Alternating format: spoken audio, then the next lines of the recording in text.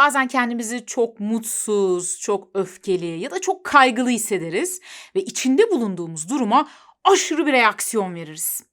Ardından da aradan biraz süre geçtikten sonra bu tepkimizden dolayı pişman oluruz.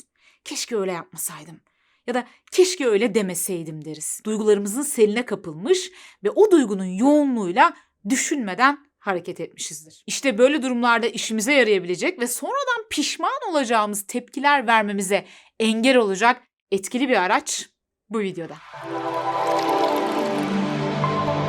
Uyaran ve tepki arasında bir boşluk vardır.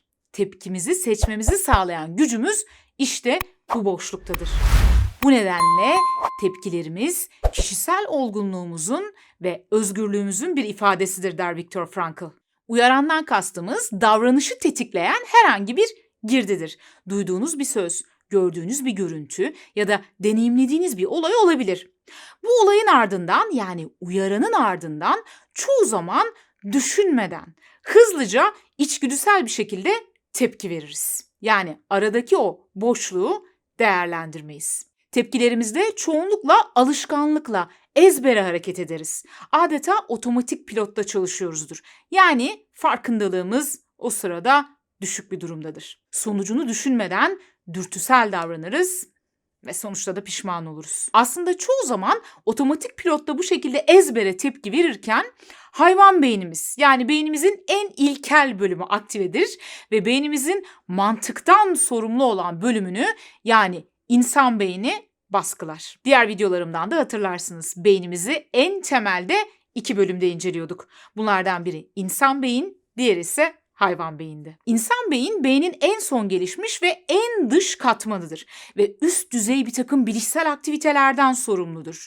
Örneğin mantıklı düşünebilme, analiz yapabilme, sentez yapabilme, karar alabilme, stratejik düşünebilme, soyut kavramları anlayabilme gibi çok daha üst düzey bir takım bilişsel aktivitelerden sorumlu olduğu için ve bunların hayvanlarda olmadığı varsayıldığı için bu beyne insan beyin diyoruz. Hayvan beyin ise kendi içerisinde sürüngen beyin ve memeli beyin olmak üzere ikiye ayrılıyor. Hayvan beyninin sürüngen beyin kısmı beynin en ilkel bölümüdür ve burası en temel yaşamsal faaliyetlerden sorumludur. Örneğin kalbinizin atması, yeme, içme, cinsellik, türün devamını sağlama ile ilgili fonksiyonlar buradan yürütülür. Tam ortada yer alan memeli beyni ise duygusal beyin olarak da adlandırılır ve bütün memelilerde bulunur. Duyguların merkezi burasıdır. Aynı zamanda diğer canlılarla bağ kurabilme, iletişime geçme de yine buradan yürütülür. İşte öfke anında hayvan beyin aktive olur ve insan beyni yani beynin mantıklı olan kısmını baskılamaya başlar ve ipleri ele geçirir. Peki bunu neden yapar? Dışsal bilgi önce hayvan beyindeki amigdalaya gelir. Eğer gelen bilginin duygusal yükü çok fazla ise bu durumda beynimiz yaşamsal bir tehdit olduğu sonucuna ulaşır. Eğer bir uyaran bir duyguyu bu kadar şiddetli bir şekilde tetiklediyse demek ki ortada ölümcül bir durum var. O zaman hayatta kalmayla ilgili sistemleri devreye sokmalıyım der. Ve tüm bunları yaparken mantık ve analizden sorumlu olan insan beyni baskılar ve hayvan beyin ipleri ele geçirir. Bu olduğunda çok daha hızlı, çok daha güçlü oluruz.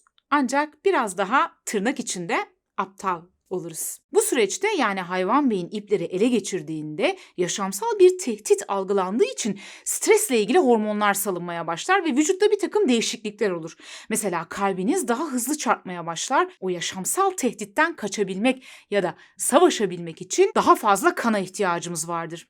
Aynı zamanda kaslarımız gerilmeye başlar. Çünkü o tehdide karşı güçlü bir yumruk savurabilmek ya da oradan hızlıca topuklayabilmek için çok hızlı bir şekilde koşabilmemiz gerekir. Bu yüzden de kaslarımız gerilmeye başlar. Üzerimize adeta bir deli kuvveti gelir çünkü enerji için depolanan şeker ve yağ kana salınır. Hormonlar birbirine karışır, tansiyon yerinden oynar ve tüm bunlar olurken mantık devre dışıdır. Hayvan beyninin ipleri ele geçirmesiyle kişinin sonucunu düşünmeden hareket etmesi, mantıksızca işler yapması durumuna amigdala hijack ya da amigdala gaspı diyoruz. Yani adeta amigdalamız bizi gasp ediyor. Aslında hayvan beynimiz bizi gasp ediyor.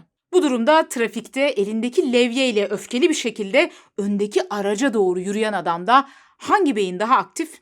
Artık biliyorsunuz. Araştırmalara göre şiddete yatkın kişilerde beynin ön bölümünün yani insan beyniyle ilgili bölümün düzgün çalışmadığı tespit edilmiş durumda. Herhangi bir duygu durumunu yükseklerde yaşadığımız anda mesela insan beyin de aktif olabilse ve hayvan beyinle iletişim kurabilse ve belki de onu biraz baskılayabilse fena olmaz mıydı?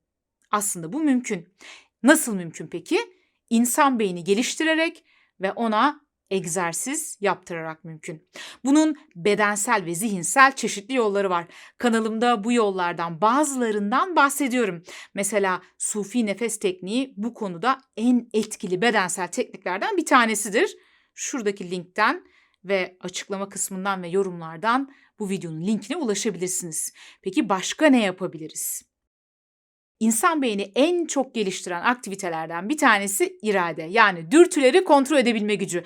Yani bir şeyi istedik diye yapmama, kendi kendimizi durdurabilme, seçenekler arasından daha uygun olanı seçebilme. Yani uyaran ve tepki arasındaki o boşlukta şöyle bir durma, belki bir nefeslenme, bir iki derin nefesin ardından o andaki durumu analiz etme ve en verimli yanıtı tercih etme. Bunu ne kadar çok yaparsanız, ne kadar çok deneyimlerseniz bu beceriniz o kadar çok gelişir ve ani olaylar karşısında otomatik tepkiler vermek yerine akıllıca yanıtlar verirsiniz. Evet, bu uyaranla tepki arasındaki boşluğu değerlendirirken bize yardımcı olabilecek güzel araçlardan bir tanesi tepkimetre.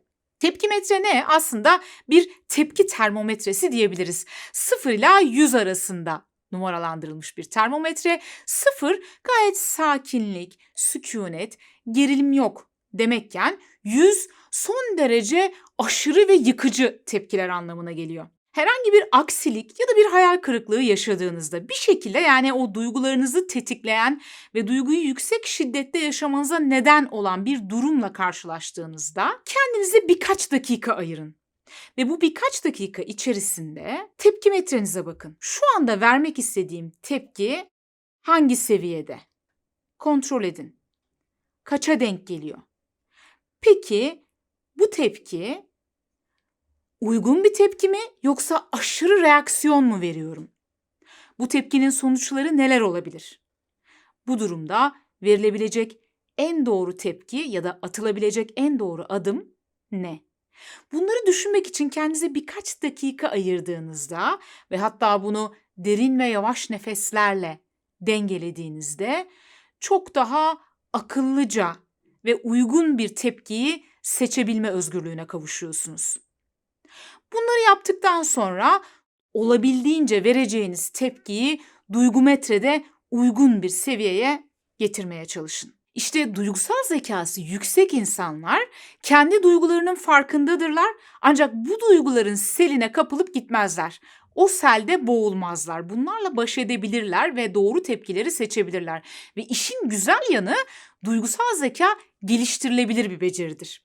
Ve duygusal zekayı geliştirebilmek için duyguları fark edebilmek ve onlarla baş edebilmekle ilgili egzersizleri de düzenli uygulamak gerekir. Bununla ilgili egzersizlerin pek çoğu bu kanalda mevcut. Duyguları fark edebilme ve kendini o duygulardan ayrıştırabilme yine duygusal zeka ile ilgili önemli bir beceri ve bunu sağlayan en önemli tekniklerden bir tanesi de mindfulness. Bu kanalda yine kendi duygularınızı dışarıdan sakince gözlemleyebilme pratiğini elde etmenizi sağlayacak çeşitli videolar var. Mesela bunlardan bir tanesine şuradan ulaşabilirsiniz.